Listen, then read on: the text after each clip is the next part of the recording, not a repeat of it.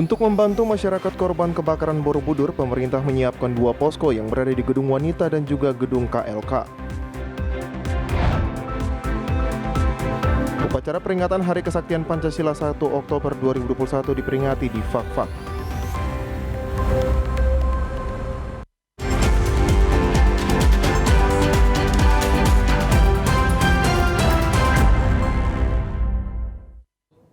Salam jumpa pemirsa, senang sekali saya Esti Ika dapat kembali menjumpai Anda dalam program Berita Papua Barat hari ini. Sejumlah informasi di Papua Barat akan kami hadirkan untuk Anda.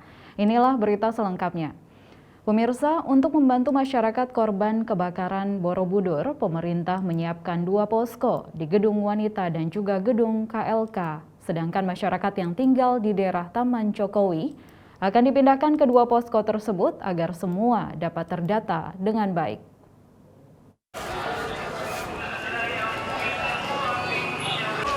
Dua posko yang disiapkan pemerintah Provinsi Papua Barat dan juga pemerintah Kabupaten Manokwari didukung oleh TNI Polri serta organisasi lainnya telah disiapkan hingga saat ini. Aktivitas terlihat di posko KLK cukup ramai. Bantuan dari pemerintah dan juga masyarakat terus berdatangan seperti pakaian, makanan, dan juga minuman serta kebutuhan anak-anak. Mauri Kiki Kawap, Kepala Pelaksana BPBD Kabupaten Manokwari saat diwawancarai mengatakan untuk data jiwa saat ini dalam proses pendataan, namun diperkirakan semuanya berjumlah 2.000 lebih. Untuk peristiwa kebakaran Borobudur tidak ada korban jiwa, hanya korban material, namun untuk jumlahnya belum diketahui. Data estimasi yang untuk detail tidak ada, tapi bukan tidak ada, tetapi belum kami ambil secara detail, tetapi yang diestimasi adalah 2.000 lebih. Itu untuk 2.000 lebih jiwa gitu. Karena kemarin tidak ada korban jiwa, cuman ada material. Banyak material, tetapi untuk material belum juga kami hitung berapa kerugian yang dialami oleh masyarakat setempat. Ibu Ana, salah satu warga korban kebakaran, mengatakan saat terjadi kebakaran ia dan seluruh keluarganya hanya menyelamatkan diri. Semua harta benda miliknya habis terbakar. Hingga saat ini ia bersama warga lainnya membutuhkan pakaian, makanan, dan juga minuman. Di sini, tidak jauh dengan ini. Pas kejadian di sini, tidak ini beda 2 rumah saja toh. Langsung itu terbang ke kita punya rumah. Menyeberang apinya ya? Iya menyeberang. Sedangkan saya kemarin saya lari, kasih masih bungkus-bungkus es di sini. Ada jualan es ya? Tidak, ini apa? Es batu. Iya, cari gaji tuh begitu. Pas saya menyeberang begini, saya mulai di mana terpaksa saya lari di rumahnya orang. Bawa adik semua. Saya punya anak perempuan. Baru saya menyeberang, saya melangkah ke rumahnya orang, baru saya lari. Itu api asapnya dia sudah masuk ke rumah. Tukar maksudnya pakaian kah atau apa? Iya, pakaian begitu, makan apa, minuman tuh. Di badan saja itu saja. Anak-anak tidak ambil apa-apa. Kartu keluarga apa semua tidak di situ. Semua terbakar. Semua terbakar hangus. Untuk saat ini 2 posko yang disiapkan pemerintah daerah terdapat tenaga medis dan juga dapur umum yang dapat meringankan beban warga Borobudur yang terkena dampak kebakaran pada 30 September 2021. Jimmy Tabisu, TVRI Papua Barat melaporkan.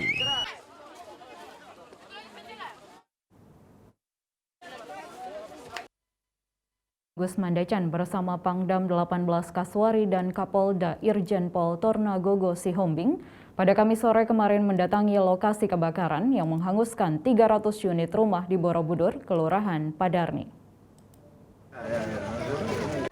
Untuk mengetahui kondisi warga korban kebakaran, Gubernur Papua Barat Domingus Mandacan, Kapolda Papua Barat Irjen Pol Tornagogo Sihombing dan Pangdam 18 Kaswari, Mejen TNI Inyoman Santiasa dan Bupati Manokwari Hermus Indo meninjau langsung lokasi kebakaran dan bertatap muka dengan warga setempat. Gubernur Papua Barat Domingus Mandacan juga mengatakan langkah pertama yang telah dilakukan pemerintah yaitu mendata seluruh korban kebakaran di masing-masing RT RW. Gubernur menambahkan yang diutamakan saat ini adalah ia bersama TNI Polri langsung berkoordinasi untuk mendirikan dapur umum bagi para pengungsi. Selain itu, Gubernur juga telah berkoordinasi dengan Bupati Manokwari agar segera menyiapkan posko pengungsian sementara yaitu BLK Manokwari, Gedung Wanita, dan Gor Sanggeng. Ya tadi memang saya Pak Kapolda, Pak Panglima kita ada acara juga. Tapi sekitar jam 12 kita dapat informasinya bahwa ada pemukiman masyarakat di Borobudur, terutama di masyarakat nelayan yang ada kebakaran. Nah, dan kita langsung ke sini. Saya Pak Kapolda, Pak Panglima kita ke sini untuk lihat di lokasi gitu dan kita bisa mendapatkan data atau masukan dari apa yang kita lihat gitu. Artinya dengan sudah jelas itu rumahnya kan terbakar banyak gitu. Diperkirakan tadi mungkin sekitar 300-an rumah. Karena rumah nelayan jadi memang rapat kan bersambung semua ini. Jadi satu terbakar langsung semua terbakar gitu. Jadi langkah pertama kita ambil yang kita ada di lokasi ini, terutama kita bisa dapat data melalui RT RW, tapi juga Pak Lurah, tapi juga dibantu oleh pihak kepolisian dan juga TNI. Sementara itu, Bupati Manokwari Hermus Indo mengingatkan bahwa kawasan Borobudur sudah terjadi 3 kali kebakaran, sehingga pemerintah berjanji akan menata kawasan tersebut dan hal tersebut menjadi pekerjaan rumah bagi pemerintah. Apalagi diketahui jumlah masyarakat yang tinggal di Teluk ini sangat banyak. Kita berharap ke depan tentu kawasan ini karena kejadian sudah 3 kali, kita berharap kita akan menatanya jauh lebih baik lagi. Lalu kemudian pemukiman nelayan di sini kita akan bangun yang jauh lebih baik daripada yang sekarang. Yang saya kira kita tahu, ya lapisan masyarakat yang mendiami kawasan di Teluk ini sangat tinggi sekali. Terjadi percikan sedikit saja, semua jadi korban. Jadi kita berharap ini akan menjadi pekerjaan rumah bagi pemerintah daerah Kabupaten Manokwari untuk kita akan menata kawasan ini jauh lebih efektif lagi. Natalindo Kerewai, TVRI Papua Barat melaporkan. Sementara itu, pemirsa, Polres Manokwari saat ini masih melakukan penyelidikan penyebab kebakaran 300 unit rumah warga di Borobudur, Kelurahan Padarni, Manokwari, Papua Barat. Kapolres Manokwari AKBP Dadang Kurniawan Minjaya didampingi Kasat Reskrim Ibtu Arifal Utama meninjau langsung rumah warga yang terbakar Kamis sore kemarin. Hingga kini tim identifikasi dari Polres Manokwari telah memasang garis polisi di lokasi kejadian guna melakukan olah TKP peristiwa kebakaran di Borobudur yang terjadi pukul 11.30 waktu Indonesia Timur. Kapolres mengungkapkan penyebab kebakaran ini masih dalam proses penyelidikan yang dilakukan Satreskrim Polres Manokwari. Kapolres menambahkan ada 300 unit rumah milik warga yang terbakar dan tidak ada korban jiwa maupun luka-luka. Selamat sore, hari ini sempat terjadi kebakaran di Komplek Borobudur 2, khususnya di Kelurahan Padarni, di wilayah distrik Manokwari Barat, yang mana kejadian hari ini sekitar jam 11.30 dan baru selesai terpadamkan sekitar jam 16.00 atau jam 4 sore. Adapun penyebabnya daripada kebakaran ini masih dalam proses penyelidikan kami. Adapun korban yang ada yang sudah terdata oleh kami yaitu korban material berupa bangunan rumah yang mana di sini adalah komplek nelayan daripada kampung Bugis dan Buton, yang mana ada sekitar 300 rumah dari 3 RT, RT 2, 3, dan 4. Total daripada masyarakat yang ada menghuni di 3 RT dan 1 RW ini ada sekitar 1.327.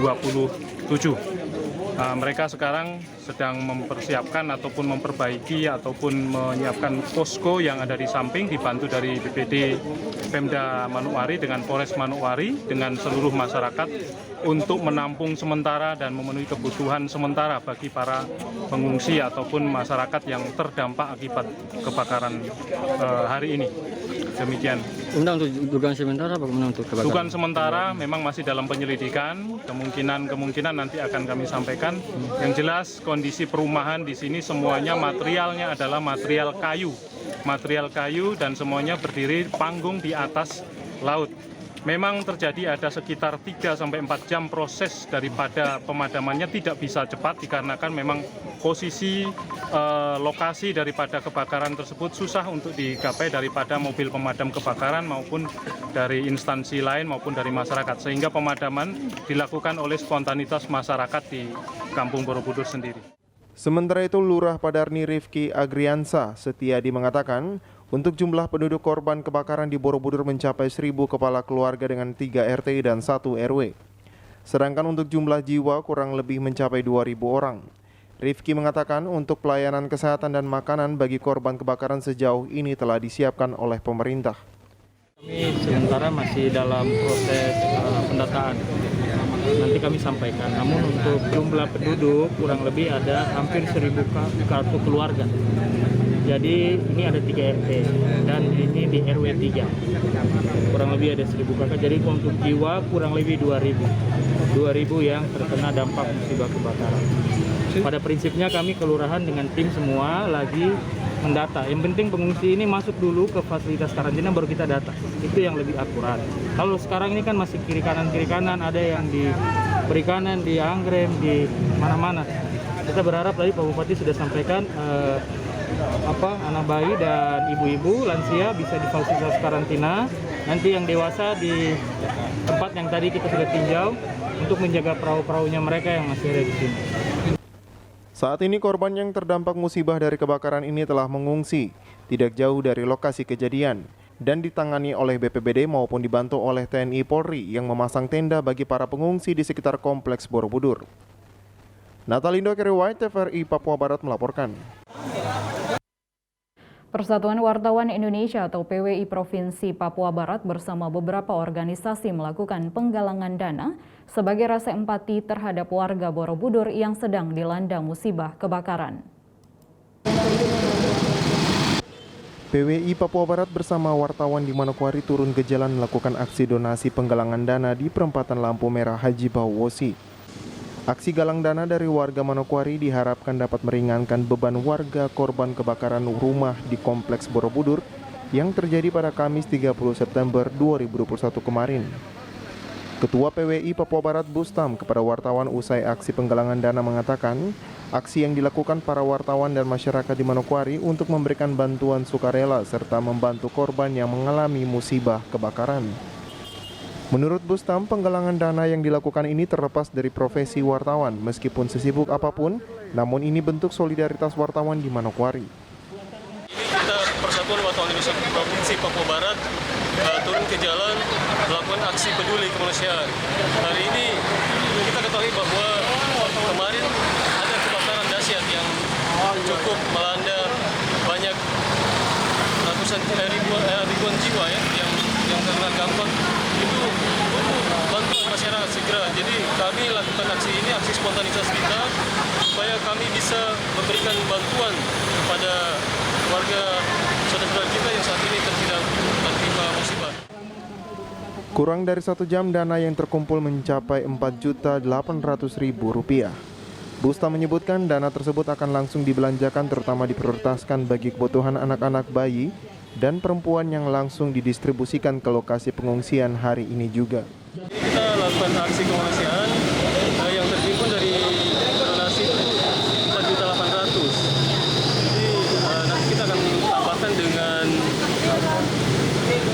yang masker kening ya, itu akan kita tambahkan untuk kita. Jadi kesepakatan teman-teman hari ini kita belanjakan itu kita prioritaskan untuk anak-anak bayi ya dengan ibu.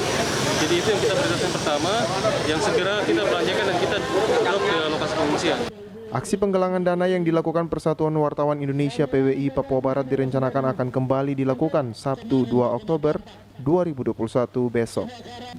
Natalindo Keriwai, TVRI Papua Barat melaporkan. Informasi selanjutnya akan hadir setelah jeda berikut ini, tetaplah bersama kami.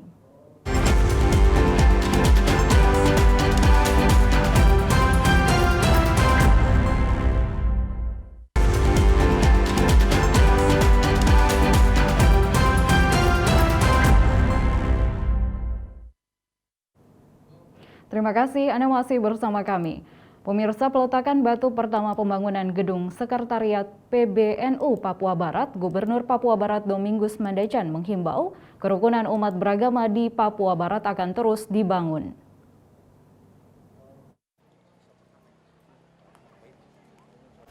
Hal tersebut disampaikan Gubernur Papua Barat dalam arahannya sebelum melakukan peletakan batu pertama pembangunan gedung Sekretariat PWNU Papua Barat yang rencana dibangun di Kompleks Berarsi Manokwari. Ketua DPW NU Papua Barat Haji Muslin Rahakbau dalam sambutannya mengatakan, pengurus Nahdlatul Ulama Provinsi Papua Barat melaksanakan pelantikan pengurus, pembukaan musyawarah kerja dan sekaligus meletakkan batu pertama pembangunan gedung sekretariat. Ucapan terima kasih juga disampaikan kepada pemerintah Provinsi Papua Barat. Pengurus besar, pengurus wilayah Nahdlatul Ulama Provinsi Papua Barat, yaitu pelantikan dan sekaligus pembukaan musyawarah kerja.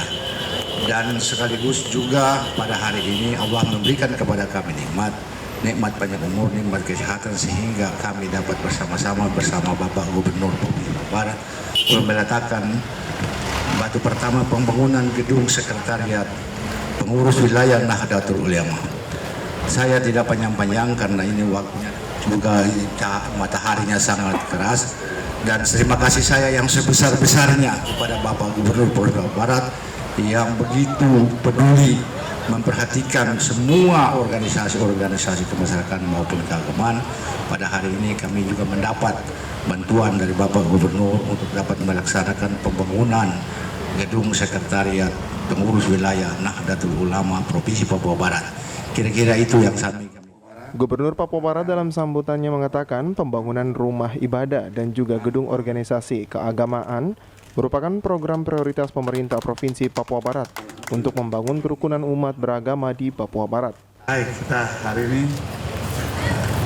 kita ada bersama baik pemerintah, baik provinsi dan juga kabupaten bersama dengan pengurus PWNU Papua Barat untuk meletakkan batu pertama pembangunan kantor sekretariat PWNU Papua Barat.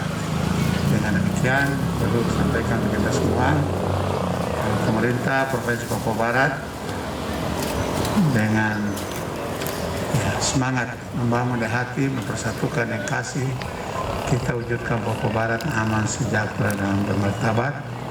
Dengan demikian, salah satu misi pemerintah Provinsi Papua Barat adalah membangun kerukunan antara umat beragama dan juga menjaga kondisivitas daerah. Prosesi peletakan batu pertama ini dilakukan usai membuka rapat kerja wilayah 1 NU Papua Barat di salah satu hotel di Manokwari. Jimmy Tabisu, TVRI Papua Barat melaporkan. Kita ke berita dari Kabupaten Teluk Bintuni. Gedung Gereja Baru Jemaat GKI Sion Sibena Kabupaten Teluk Bintuni pada Minggu 26 September lalu secara resmi digunakan sebagai tempat ibadah bagi kaum Kristen, khususnya Jemaat Sion Sibena. Peresmian dan pentahbisan Gedung Gereja Sion Sibena dilakukan oleh para hamba Tuhan yang dipimpin Sekretaris Sinode GKI di Tanah Papua, Pendeta Daniel Kaigere. Bersamaan dengan prosesi pentahbisan gedung gereja baru, dilakukan pula peresmian yang ditandai dengan penandatanganan prasasti oleh Gubernur Papua Barat Domingus Mandacan dan Bupati Teluk Bintuni Petrus Kasihiu. Tidak hanya dihadiri para pejabat di Teluk Bintuni, namun acara pentahbisan dan peresmian gedung gereja ini turut dihadiri Bupati Manokwari Selatan Markus Waran serta sejumlah anggota DPRD Papua Barat. Saat memberi sambutan, Pendeta Kaigere mengapresiasi semangat warga jemaat yang dengan kerja keras berhasil mewujudkan gedung gereja yang representatif. Hari ini Presiden Gereja Baru bersetuju bagi jemaat Sion Sibena, Majelis Jemaat dan unsur-unsur jemaat yang ada. Nanti kita bersyukur atas gedung gereja baru ini dan kiranya penyelesaian pembangunan gedung gereja baru ini menjadi tanda semangat baru dalam hidup ini. Menjadi tanda sukacita baru, menjadi tanda peningkatan pelayanannya juga baru. Dengan semangat baru, semangat pembangunan, semangat pembangunan untuk pelayanan dan hormat bagi kemuliaan Tuhan. Tuhan memberkati dan menyertai kita, memberi kasih kuasa dan kehidupan. Di sela-sela acara, Gubernur Papua Barat menyerahkan donasi kepada jemaat GKI Sion Sibena untuk pembangunan rumah pastori. Selain itu, pihak Kodim 1806 Teluk Bintuni juga menyerahkan bantuan ratusan Alkitab kepada anak-anak sekolah minggu di Sion Sibena.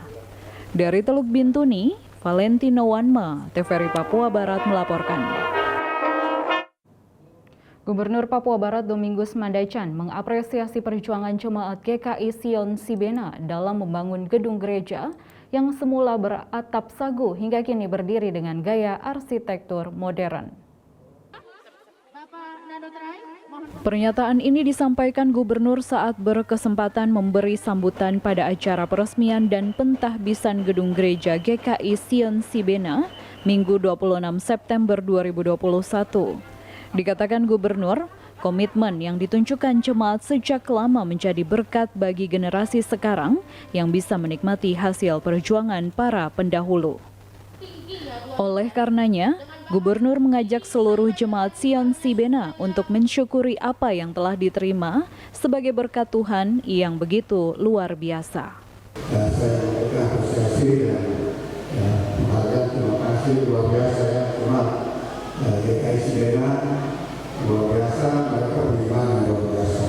Dan tadi kalau kita dengar laporan kita tadi dari awal, ya gereja ini menggunakan ya ofisial seadanya, seperti menggunakan kayu buah, kemudian juga kulit kayu dan juga menggunakan daun akar dan juga bangun dan dari awal sampai hari ini puji Tuhan ya. Hari ini kita semua yang baik mereka, gereja, masyarakat, jemaat, kita semua hari untuk beribadah, mengucap syukur, terima kasih dan juga meresmikan gereja yang berbawa dan kemuliaan nama Tuhan. Yang demikian Tuhan dalam jemaat ini, dalam hidup jemaat ini berberkat dan berberkat bagi kita semua. Gubernur menambahkan, selaku mitra kerja Gereja Pemprov Papua Barat akan tetap mendukung setiap program kerja gereja, khususnya GKI di tanah Papua, dalam rangka membangun karakter umat yang bermartabat. Dari Teluk Bintuni, Valentino Wanma, TVRI Papua Barat melaporkan. Bupati Teluk Bintuni, Petrus Kasihiu, menilai kehadiran sebuah gedung gereja yang layak menjadi rasa syukur akan manifestasi kehadiran Tuhan di tengah-tengah kehidupan umat. Seperti halnya yang dilakukan jemaat GKI Sion Sibena yang telah berjuang membangun gedung gereja baru, Bupati meluapkan rasa syukur dan bangga.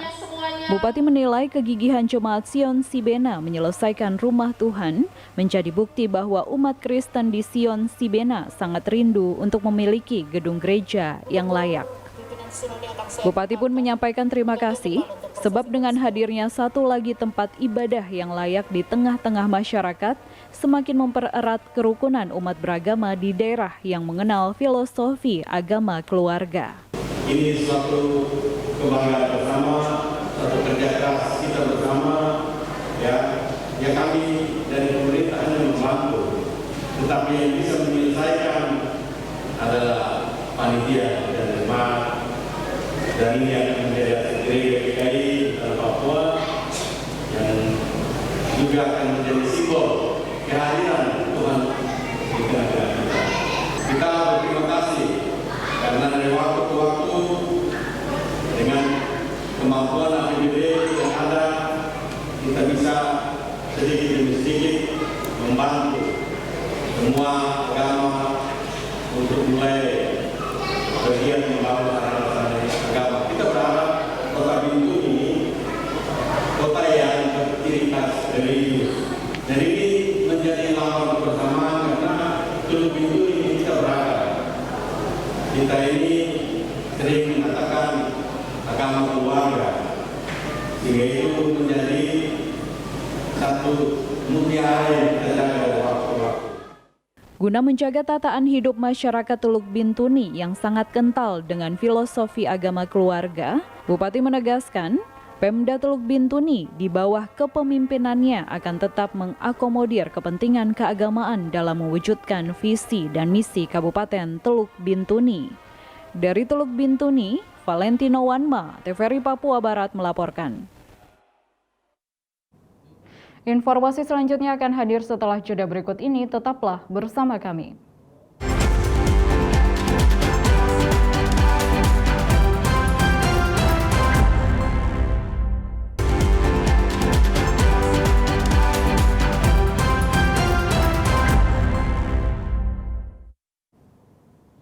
Terima kasih Anda masih bersama kami.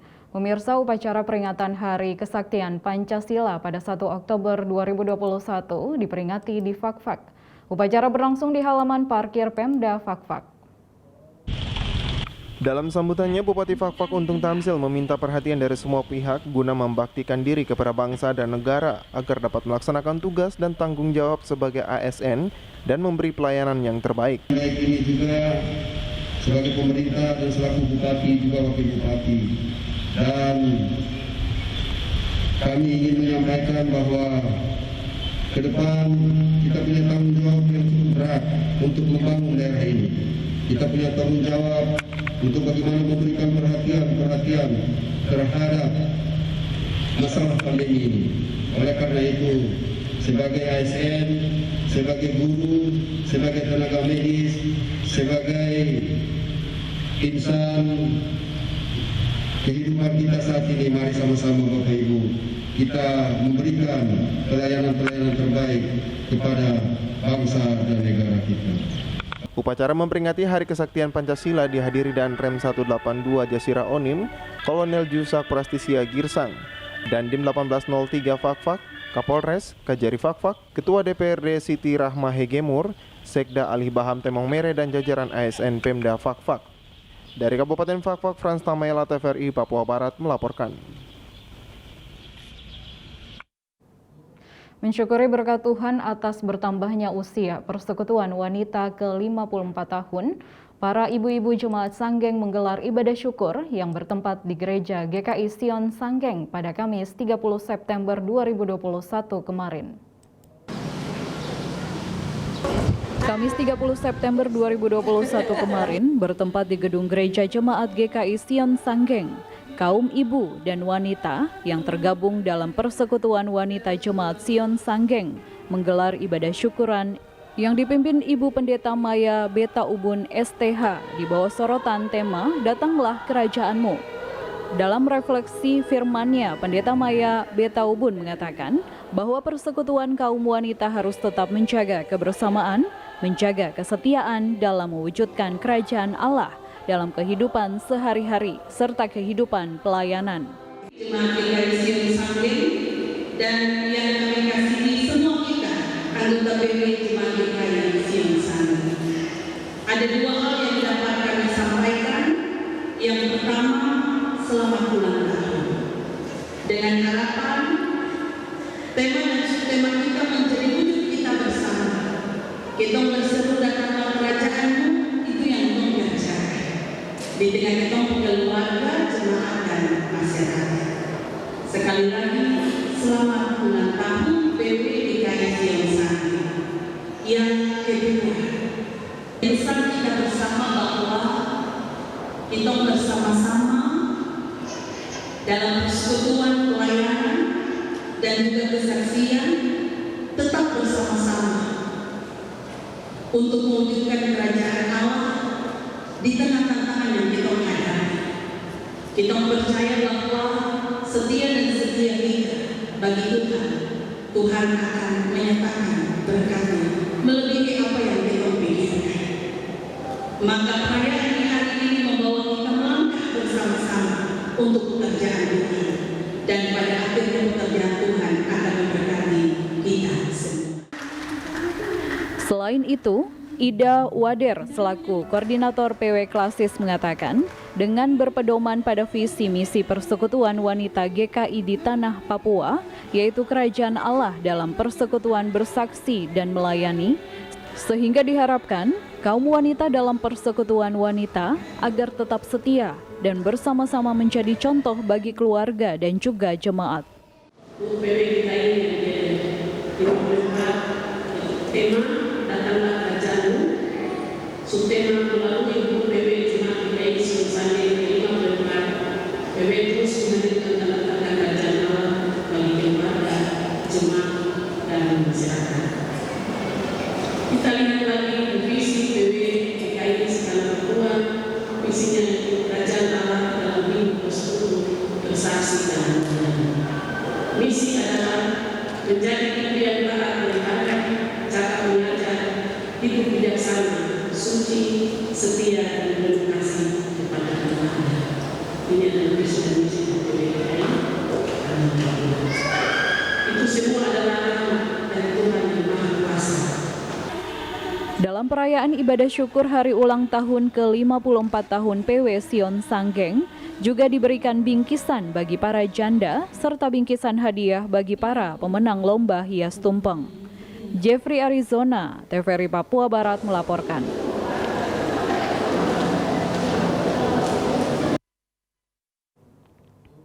Dalam rangka hari ulang tahun Persekutuan Wanita ke-54 tahun, Jemaat Sion Sanggeng kaum wanita dan ibu-ibu mengikuti lomba menghias tumpeng dari bahan pangan lokal. Dalam rangka hari ulang tahun Persekutuan Wanita Jemaat Sion Sanggeng ke-54 tahun, Persekutuan Wanita Jemaat Sion Sanggeng menggelar lomba menghias tumpeng dengan bahan yang digunakan dari keladi tumbuh. Lomba yang dilaksanakan bertempat di Aula Serbaguna Jemaat Sion ini terlihat antusias ibu-ibu telaten dan cekatan untuk memberikan hiasan terbaik pada makanan yang akan disajikan. Mereka pun terlihat kompak dalam menyajikan tumpeng yang telah dihias. Ketua Persekutuan Wanita Jemaat Sion mengatakan, dalam rangka hari ulang tahun PW ini dilakukan beberapa kegiatan, di antaranya lomba menghias tumpeng yang bertujuan untuk memberikan semangat dan kekompakan bagi ibu-ibu dalam kehidupan pelayanan. Harapannya ibu-ibu terus setia, kebersamaannya ditingkatkan sehingga pelayanan terus berjalan dengan baik karena tujuannya untuk memuliakan nama Tuhan dan juga dalam kehidupan berkeluarga dan masyarakat berjemaat. Kegiatan yang disiapkan oleh Majelis Pelayan PW hanya kerja bakti di halaman gedung gereja, terus pelayanan bingkisan kasih kepada Bapak Ibu hamba Tuhan di lingkungan gereja, pelayan firman, terus lomba hari ini. Hal senada juga dikatakan Eva Warenggar, salah satu peserta lomba hias tumpeng, yang mengatakan bahwa dirinya dan juga ibu-ibu yang lain merasa senang dengan diadakan lomba ini, di mana mereka ditantang memberikan sajian makanan dari pangan lokal. Ya Mama, ini dari PAM PW Sion ini Mama dari week berapa ini? Kami dari week 4, wilayah pelayanan, activity, DRMI, dan anak beliau. Mama dong punya tanggapan ketika mengikut lomba begini nih, perasaan bagaimana? Sangat bersyukur karena diberikan kesempatan oleh PW Sion Sanggeng untuk diberikan kepercayaan untuk berkarya. Dalam hal ini kami mampu untuk memberikan yang terbaik dan berpartisipasi dalam PW yang ke-54. Karena waktunya pagi ya, jadi ibu-ibu repot pagi-pagi, artinya bahwa harus urus anak yang sekolah online, kemudian lomba, jadi tadi agak terlambat kami datang. Tapi puji Tuhan semua dapat kami selesaikan dengan baik karena kami kompak.